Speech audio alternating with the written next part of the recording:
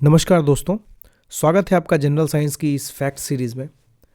Lecture 1 को आप लोगों ने काफ़ी अप्रिशिएट किया है और इसीलिए हम लोग अभी ये कोशिश करेंगे कि आपके लिए फिजिक्स, केमिस्ट्री और बायोलॉजी तीनों के लिए इस तरह की जो फैक्ट सीरीज़ है ला के हम मैक्सिमम वन लाइनर्स टाइप जो क्वेश्चंस आते हैं उसको ख़त्म कर सकें। तो आपने लेक्चर 1 देखा होगा और होप आपने 2-3 बार रिवाइज भी किया होगा। तो उससे रिलेटेड हम 5 क्वेश्चन करेंगे जो लेक्चर 1 से रिलेटेड है। उसके बाद हम आज के लेक्चर को स्टार्ट करेंगे। तो before starting just tell me कि न्यूट्रॉन के डिस्कवर कौन थे, न्यूट्रॉन्स को किन्होंने डिस्कवर किया था। अगला question, atom bomb is based on fusion और fission. Next question is where is the headquarter of ICMR. ICMR का हेडक्वार्टर कहाँ है। चौथा क्वेश्चन, बार्क का हेडक्वार्टर कहाँ है। पांचवा क्वेश्चन,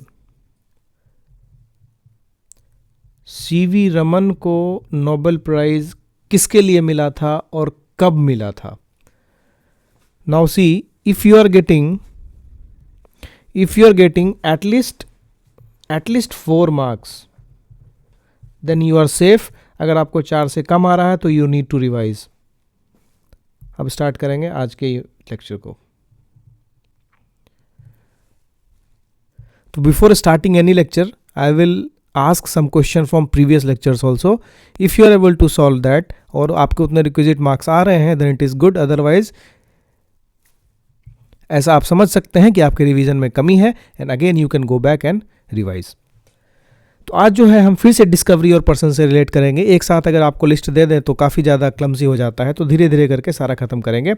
आज को जो पहला टॉपिक है हमारा कि एटॉमिक नंबर और मॉसली का क्या रिलेशन। This is मॉसली।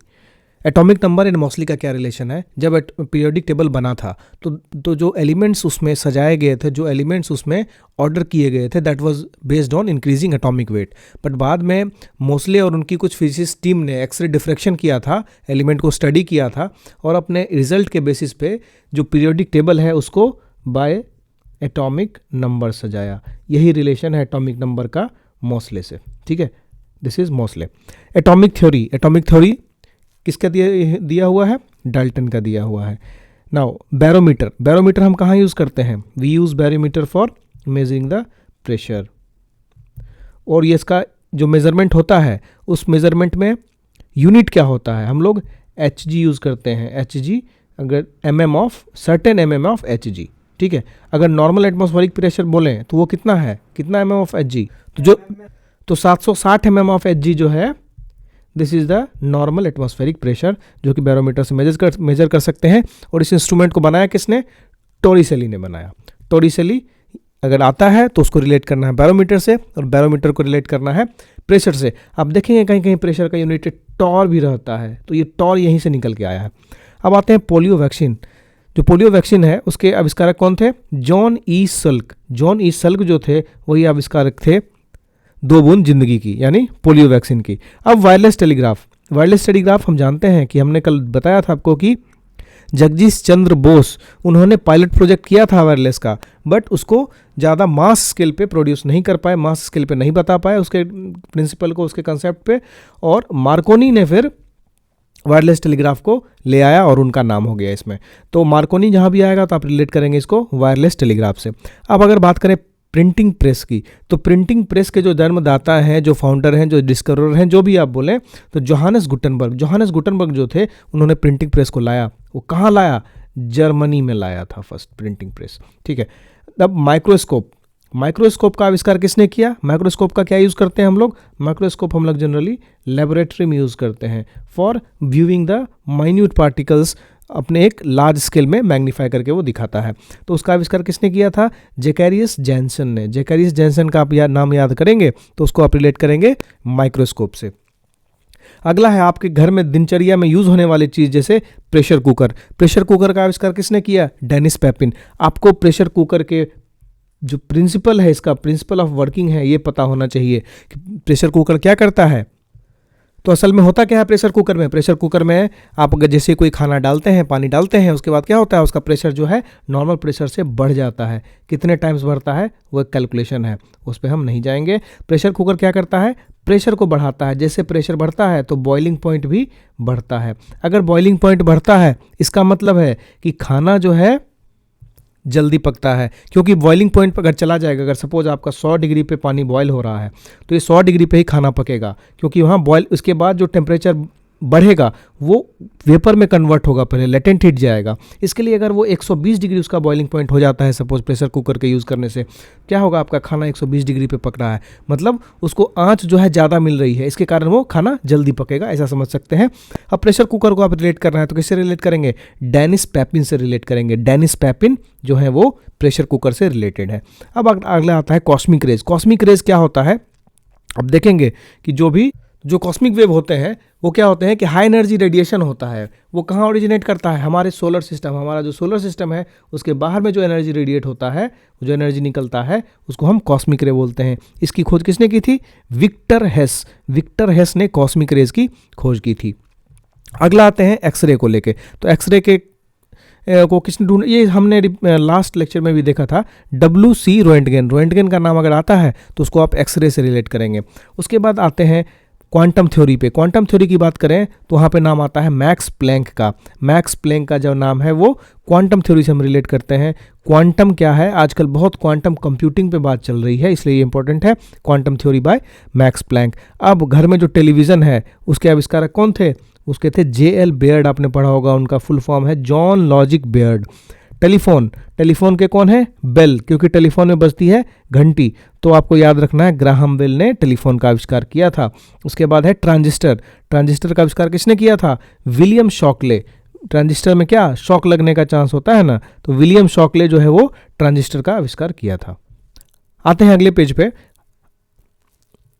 अगला हमारा इक्विपमेंट डायनमो है। डायनमो के आविष्कारक कौन थे, फैराडे। अब डायनमो करता क्या है, डायनमो कहाँ यूज़ होता है, डायनमो जनरली यूज़ होता है जनरेटर में। ये क्या करता है, जो जनरेटर का पहिया घूम रहा होता है उस पहिया में एक ऐसा डिवाइस लगाते हैं, ऐसा इक्विपमेंट लगाते हैं कि वो घूमने वाली एनर्जी को इलेक्ट्रिसिटी में कन्वर्ट कर देता है, बिजली में कन्वर्ट कर देता है। तो ओवरऑल जो डायनमो है, dynamo is basically use for electricity purpose.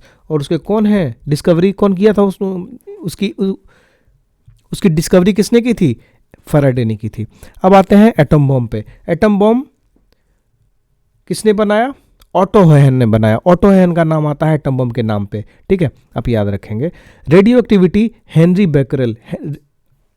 जो रेडियो एक्टिविटी का फिनोमेनन है वो हेनरी बैकरेल को द्वारा दिया गया है, लेकिन अगर आप देखेंगे तो इससे मैडम क्यूरी का भी नाम जुड़ा हुआ है, जिनको नोबेल प्राइज 2 बार मिला था। अब आते हैं अगले स्टीम इंजन पे। स्टीम इंजन के कौन है आविष्कारक, जेम्स वाट। जेम्स वाट ने क्या आविष्कार किया, स्टीम इंजन का आविष्कार किया।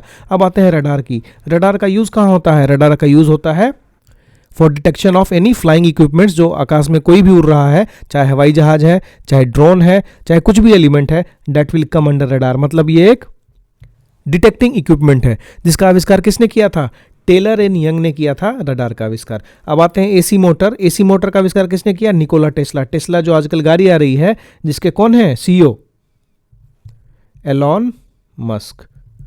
यही Tesla, Nikola Tesla, AC motor का इन्होंने आविष्कार किया। इन्हीं के नाम पे इलेक्ट्रिक व्हीकल अभी सबसे ज़्यादा, सबसे महंगी, सबसे बढ़िया गाड़ी बिक रही है। अब आते हैं डिवाइस और उसके कन्वर्जन से। हमेशा कन्फ्यूजन रहता है लोगों की कि कौन सा डिवाइस किस फॉर्म से किस फॉर्म में एनर्जी कन्वर्ट कर रहा है, और ये जरूर एक क्वेश्चन आता है इससे। अभी देखिए, लाइट बल्ब है। लाइट बल्ब क्या होता है, आपको रोशनी देता है, रोशनी तो देता है, लेकिन हम उसमें इनपुट क्या देते हैं, हम उसमें बिजली में लगाते हैं, राइट। तो इलेक्ट्रिक एनर्जी उसको देते हैं, कन्वर्ट किस में करता है, लाइट एनर्जी में। उसी तरह इलेक्ट्रिक हीटर, आजकल आप लोग ठंड में हीटर यूज़ कर रहे होंगे, तो उसको, उसका सॉकेट कहाँ लगाते हैं आप, बिजली में लगाते हैं। देता क्या है वो, हीट देता है। हालांकि लाइट बल्ब भी हीट देता है, बट बेसिकली वो जो उसका प्राइम पर्पस है वो लाइट एनर्जी वाला है। अब आते हैं लाउड स्पीकर में। लाउड स्पीकर क्या करता है, जो आप छोटे माइक में बोलते हैं उसको बड़े से भोपू में बाहर आवाज़ बहुत तेज सुनाई देता है, वो क्या है, साउंड एनर्जी में कन्वर्ट कर रहा है। किसके, आपके बात को वो इलेक्ट्रिक सिग्नल में कन्वर्ट करके इलेक्ट्रिक सिग्नल से फिर साउंड एनर्जी में कन्वर्ट कर रहा है। ये होता है लाउड स्पीकर का काम। अब आते हैं इलेक्ट्रिक मोटर में। घर में जो टंकी में पानी चढ़ाया जाता है उसी में इलेक्ट्रिक मोटर यूज़ करते हैं। उसमें क्या होता है, उसको भी हम बिजली देते हैं, उसको भी ऑन करते हैं, बटन दबाते हैं उसका ग्रीन वाला, क्या होता है, उससे चालू होता है मोटर। अगर वो चालू होता है मतलब उसको हम इलेक्ट्रिक एनर्जी दे रहे हैं। अगर इलेक्ट्रिक एनर्जी दिए उसको तो होता क्या है, उससे उसकी जो मोटर के जो शाफ्ट हैं वो घूमते हैं। मोटर के शाफ्ट घूमने से क्या होगा, आपका पानी जो है नीचे से ऊपर आएगा आपकी टंकी में। तो अल्टीमेटली वो मैकेनिकल एनर्जी का काम कर रहा है जो कि वाटर लिफ्टिंग में यूज़ हो रहा है। अब आते हैं डायनमो। डायनमो हमने डिस्कस कर लिया है पहले ही।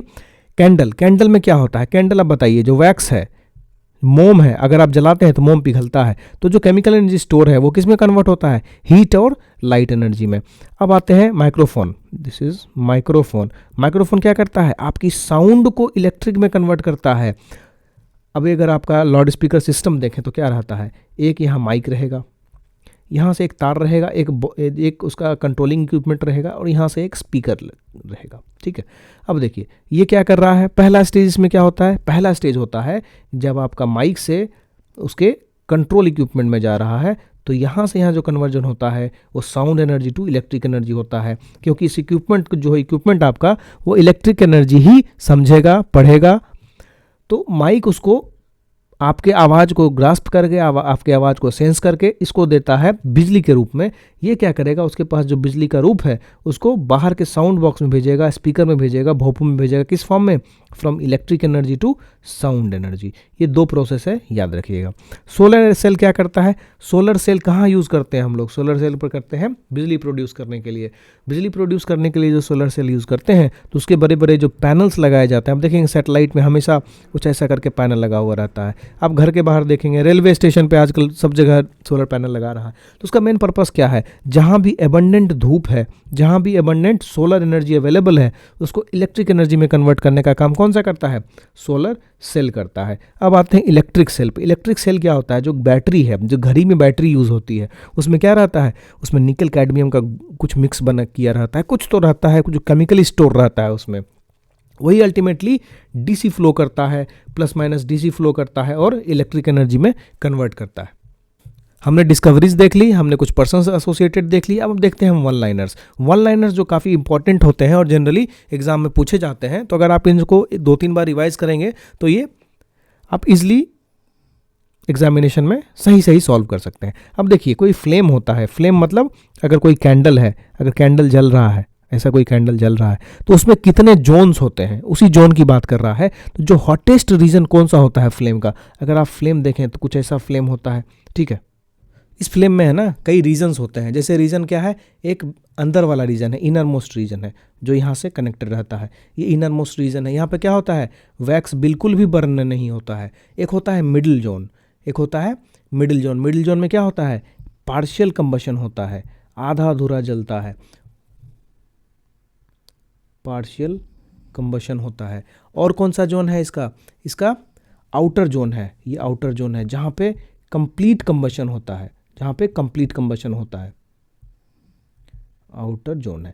यहाँ पे क्या होता है, कंप्लीट कंबशन होता है। जो आउटर जोन है, यहाँ पे कंबशन चूंकि कंप्लीट हो रहा है, ये हो जाता है नॉन ल्यूमिनस जोन। ठीक है, और ये अंदर वाला जो पार्ट हो जाता है वो हो जाता है ल्यूमिनस जोन। ये वाला जो हो जाता है ल्यूमिनस जोन,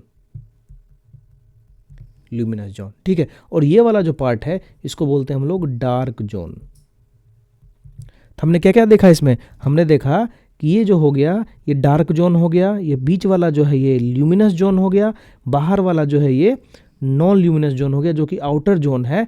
और कंबशन कैसा कैसा होता है, अगर आप कंबशन देखेंगे तो यहाँ पे बिल्कुल भी कंबशन नहीं होता है, बाहर जो है फुल कंबशन होता है और बीच में जो है वो पार्शियल कंबशन होता है। तो जो क्वेश्चन पूछ रहा है कि हॉटेस्ट रीजन कौन सा है, हॉटेस्ट कौन सा होगा, जहाँ पे कंप्लीट कंबशन होगा, और वो होता है non luminous zone. Hope you got it. अगर हम वेलोसिटी को डबल करेंगे तो काइनेटिक एनर्जी कैसे बढ़ेगा, आपको पता होना चाहिए। काइनेटिक एनर्जी का फॉर्मूला क्या होता है, हाफ इंटू mv²। अब खुद से पता लगा लीजिए, अगर वेलोसिटी को डबल करेंगे तो काइनेटिक एनर्जी क्या होगा, 4 टाइम्स हो जाएगा। फोटोसिंथेसिस के लिए नोबेल प्राइज किसको मिला था, मेल्विन केल्विन को मिला था फोटोसिंथेसिस के लिए नोबेल प्राइज, ये याद रखना है। अब आते हैं सिस्टमा नेचुरी। सिस्टमा नेचुरी क्या है? सिस्टमा नेचुरी जो है एक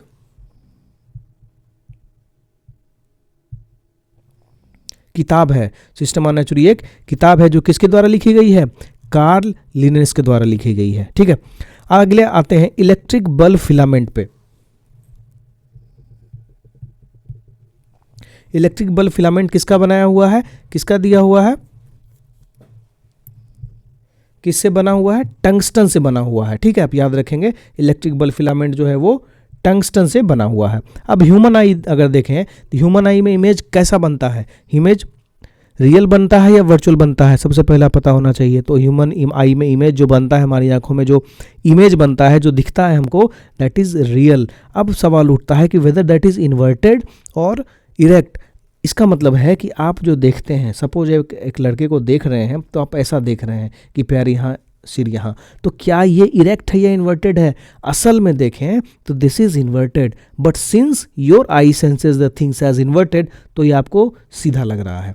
ये ह्यूमन आई जो है वो रियल और इन्वर्टेड इमेज को, जो इमेज बनता है आई में, वो रियल और इन्वर्टेड होता है। अब डेसिबल आते हैं, जो साउंड इंटेंसिटी है, जो आवाज़ सुनाई देती है आपको, कहीं भी मशीन की आवाज़ है, गाड़ी के चलने की आवाज़ है, वो किस में सुनाई देती है?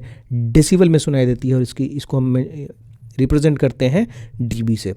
अब बताइए इलेक्ट्रिक मैग्नेट है, इलेक्ट्रोमैग्नेट है, उसमें कौन सा आयरन यूज़ होता है? उसमें सॉफ्ट आयरन यूज़ होता है। अब आते हैं अगले क्वेश्चन पे। वो क्या है कि colour of space as seen by astronaut. अब एस्ट्रोनॉट है वो, उसको स्पेस का कलर क्या दिखाई देता है? ब्लैक दिखाई देता है। क्या रीज़न है उसका? उसका रीज़न ये है कि वहाँ एटमॉस्फेयर नहीं है। अगर एटमॉस्फेयर नहीं है, जिसमें एयर नहीं है, तो क्या होगा? आउटर स्पेस जो है सनलाइट को स्कैटर नहीं कर पाएगा। अब जब इसका लाइट स्कैटर नहीं हो पाएगा तो जो हमारी आँखों में, जो साइंटिस्ट की आँखों में पता चलेगा चीज़, वो जो है वो ब्लैक कलर का दिखेगा। ठीक है, मतलब वहाँ पे सीधा सीधा माने कि स्कैटरिंग नहीं हो रही लाइट की, इसके लिए उसको कलर ब्लैक दिख रहा है। आप बस इतना याद रखिए कि कौन सा कलर दिखता है एस्ट्रोनॉट को? ब्लैक कलर दिखता है। अब रेडियन एक पैरामीटर है, हम इससे क्या मापते हैं? आर्क के मेज़र करते हैं, ये कितना डिग्री है, तो उसका यूनिट क्या है? उसका यूनिट है एंगल। अब हैवी वाटर का फॉर्मूला होता है D2O। हैवी वाटर का यूज़ कहाँ करते हैं हम? इसको अब बताइएगा, यूज़ ऑफ D2O हम लोग कहाँ करते हैं? दिस इज़ वेरी इंपॉर्टेंट, ये न्यूक्लियर रिलेटेड हो सकता है। आर्मेचर ऑफ डायनमो किस चीज़ से बना होता है? स्टील का बना होता है। डायनमो में आर्मेचर होता है, ये पहली बात है। दूसरी बात है कि ये जो आर्मेचर है वो किस चीज़ का बना होता है? स्टील का बना होता है। क्यों स्टील का बना होता है? इसका रीज़न आपके लिए ज़रूरत नहीं है, आप ये समझ के रखिए armature of dynamo is made up of steel. अब आदमी का जो वजन है चंद्रमा पे वो कितना होगा? 1/6 होगा। क्यों होगा 1/6? क्योंकि वहाँ पर ग्रेविटेशनल फोर्स जो है मून का, वो अर्थ से 1/6 टाइम्स हो जाता है। और ये चीज़ मैंने क्लियरली ग्रेविटेशन वाले लेक्चर में बताया था। मेटल रॉड, जिसको हम उसके इलास्टिक लिमिट से ज़्यादा स्ट्रेच करेंगे तो वो कैसा हो जाएगा? वो प्लास्टिक हो जाएगा। मतलब प्लास्टिक मटेरियल नहीं हो जाएगा, वो प्लास्टिक स्टेट में चला जाएगा। ठीक है,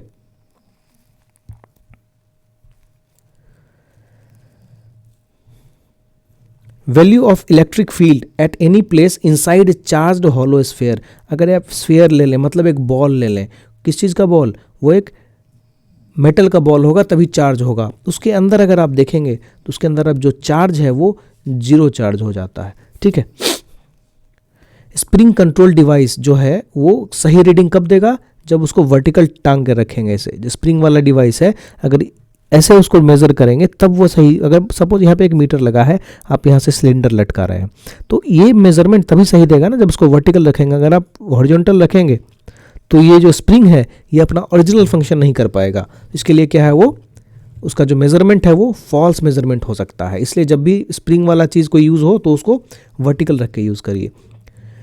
जब वाइट फिल्टर से हम वाइट लाइट को पास कराते हैं, ठीक है, तो कैसा स्पेक्ट्रम दिखता है? क्या कलर दिखता है हमको? तो येलो, ग्रीन और रेड कलर का स्पेक्ट्रम दिखता है।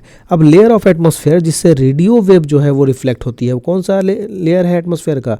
आइनोस्फेयर है, ये याद रखिएगा।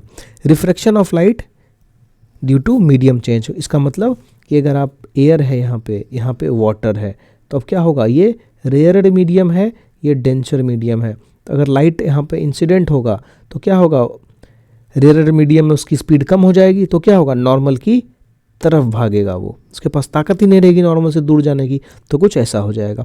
यहाँ क्या हो रहा है, रिफ्रैक्शन ऑफ लाइट हो रहा है। क्यों हो रहा है, मीडियम चेंज की वजह से हो रहा है।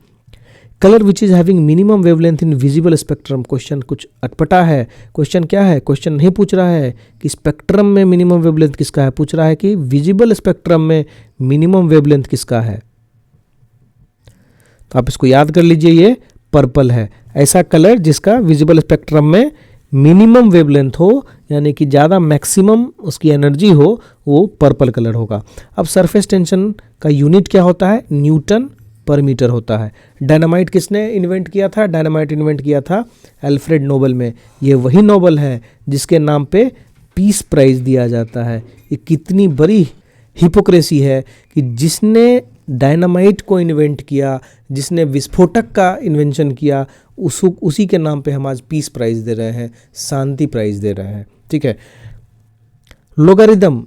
लोगारिदम जो है एक मैथमेटिकल टूल है। इसका इजाद किसने किया, इसको डिस्कवर किसने किया, या फिर इसको फॉर्मुलेट किसने किया, नेपियर ने किया। नेपियर का नाम आप लोगारिदम से जोड़ेंगे। विच लेंस फोकसेस सनलाइट, तो कौन सा लेंस जो है वो सनलाइट को फोकस करता है, तो कॉन्वेक्स लेंस फोकस करता है। ये बहुत इंपॉर्टेंट है, वेरी एक्सट्रीमली इंपॉर्टेंट। आप इसको याद कर लीजिए कि कौन सा लेंस जो है वो सनलाइट को फोकस करता है, तो कन्वेक्स लेंस फोकस करता है। आगे आते हैं, इसको हटा दीजिए। हाइग्रोमीटर क्या है, हाइग्रोमीटर एक ऐसा इंस्ट्रूमेंट है जो रिलेटिव ह्यूमिडिटी को मेजर करता है। ऑब्जेक्ट्स जो कि वैक्यूम में फॉल कर रहे हैं उनका एक्सेलरेशन सेम होगा। ये मैंने ग्रेविटेशन में बताया था कि कैसे सेम होगा, because that is independent of the mass of the body, है ना। वो सिर्फ मास ऑफ द अर्थ और रेडियस ऑफ द अर्थ पे डिपेंड करती है। इसलिए अगर जी होगा सेम जी से फॉल करेगा, और वैक्यूम है इसका मतलब जो एयर का जो फ्रिक्शन है वो नहीं रहेगा वहाँ पे, एयर का जो ड्रैग है वहाँ नहीं रहेगा। तो जो वैक्यूम में गिरेगा दैट इज़, और उस पर जो जी लगेगा, एक्सेलरेशन ड्यू टू ग्रेविटी लगेगा, वो कंप्लीटली जो है वो अर्थ वाला होगा, तो एक्सेलरेशन सेम रहेगा। अब लेंस है, उसका यूनिट क्या होता है, अगर आप स्पेक्स पहनते हैं, चश्मा पहनते हैं, तो उसका एक पावर होता है। बोलते हैं कितना पावर है, -4 है, -5 है। तो ये किस चीज़ में डिनोट होगा, कुछ तो बोलेंगे उसके साथ, जो बोलेंगे वो डी होता है, डायोप्टर बोलते हैं उसको। मैनोमीटर किस चीज़ में यूज़ करते हैं हम लोग, मैनोमीटर का यूज़ करते हैं प्रेशर मेजरमेंट में। वही वाला जो बैरोमीटर में करते थे उसी टाइप का चीज़ कुछ मैनोमीटर में भी होता है। आगे चलते हैं। अगला है कि किसी भी ऑब्जेक्ट का जो इनर्शिया है वो किस पे डिपेंड करता है, किसी भी ऑब्जेक्ट का इनर्शिया उसके मास पे डिपेंड करता है। This is very important. Brass और स्टील प्लेट को फास्टन करना है, मतलब एक ब्रास प्लेट यहाँ है, एक स्टील प्लेट यहाँ है, उसको फास्टन करना है, मतलब एक दूसरे में जोड़ना है, जिसका होल में बीच में जो है ना एक छेद है, ताकि आप नट बोल्ट ये कर सकें। तो अब बताइए कि जो उसको फास्टन करना है तो बेस्ट कब होगा, अच्छा उसका असरदार कब होगा, जब ब्रास ठंडा रहे और स्टील जो है वो गर्म रहे, उस केस में अच्छा फास्टनिंग होगा। और ट्रेन और बस में देखें तो मोमेंटम किसका ज़्यादा होगा, तो मोमेंटम बताइए, ट्रेन का ज़्यादा होगा, बस का ज़्यादा होगा, ट्रेन का ज़्यादा होगा। क्यों, मोमेंटम क्या होता है, मास इनटू वेलोसिटी। आगे आप होशियार हैं। हर्ज का जो यूनिट है वो क्या है, फ्रीक्वेंसी है। फ्रीक्वेंसी से हम हर्ज को मेज़र करते हैं कि जैसे आपके घर में जो इलेक्ट्रिसिटी आ रही है उसकी फ्रीक्वेंसी कितनी है, तो कहेंगे वो 50 हर्ज है। मतलब हम हर्ज यूज़ करते हैं फ्रीक्वेंसी को इंडिकेट करने के लिए, डिनोट करने के लिए। अब बताइए रेलवेज़ में फिश प्लेट क्यों यूज़ होता है। फिश प्लेट यूज़ होता है दो डिफरेंट ट्रैक्स को ज्वाइन करने के लिए, यहाँ पे फिश प्लेट यूज़ होता है, उसको हम कहते हैं फिश प्लेट। लाल रंग क्यों हमेशा यूज़ करते हैं हम ट्रैफिक लाइट में, लाल रंग क्यों यूज़ करते हैं रेलवे सिग्नल में, क्योंकि उसका डिस्पर्सन जो है सबसे कम होता है, तो ये दूर से भी दिखता है। और ब्लू कलर हमको सबसे ज़्यादा क्यों दिखता है कि स्काई ब्लू है, बिकॉज उसका डिस्पर्सन सबसे ज़्यादा होता है। ठीक है। ऑयल जो तेल है, लैंप है, लैंप में आप देखे होंगे कि ऐसा लैंप रहेगा और यहाँ बत्ती कंटिन्यूस जलती रहेगी, तेल नीचे रहेगा। तो कभी सोचें ऐसा क्यों होता है, क्योंकि ये जो बत्ती है आप जो लगाया है, कपड़े का बत्ती, रुई का बत्ती जो भी है, वो क्या करेगा, कैपिलरी एक्शन होगा। इस कैपिलरी एक्शन से जो भी फ्यूल है, फ्यूल ऊपर तक चलेगा और उसका कंबशन होता रहेगा। अगला है कि पेडोलॉजी, ये किस चीज़ की स्टडी को हम बोलते हैं, पेडोलॉजी सॉइल की स्टडी को बोलते हैं। ठीक है। प्रेशर का डायमेंशन क्या है, फोर्स बटा एरिया, मतलब फोर्स बटा एरिया। फोर्स क्या होता है, न्यूटन, नीचे क्या है, मीटर स्क्वायर, इसको हम बोलेंगे न्यूटन पर मीटर स्क्वायर। अब न्यूटन को और भी आप अंदर जा सकते हैं, क्योंकि force is equal to mass into acceleration होता है, इतनी ज़रूरत नहीं है। रॉकेट जो है वो किस प्रिंसिपल पे काम करता है, वो काम करता है principle of conservation of momentum में, यानी कि m1v1 is equal to m2v2। Radar जो है, जिसके आविष्कार का नाम हमने देखा था पहले, वो किस प्रिंसिपल पे काम करता है, इलेक्ट्रोमैग्नेटिक वेव्स को डिटेक्ट करता है। अब स्पीड ऑफ इलेक्ट्रोमैग्नेटिक और लाइट वेव क्या है, दोनों इक्वल है, ये याद रखिएगा, पूछता है। यूज ऑफ एनीमोमीटर क्या है, वो विंड का मेजरमेंट यूज करता है एनीमोमीटर। अब ऐसा कोई प्रॉपर्टी बताइए जो उसके पोजीशन पे डिपेंडेंट नहीं है, मतलब यूनिवर्स में वो कहीं भी हो उसका जो प्रॉपर्टी है वो सेम रहेगा, वही प्रॉपर्टी हर जगह वो रिफ्लेक्ट करेगा, वो है मास। चलते हैं अगले पेज पे।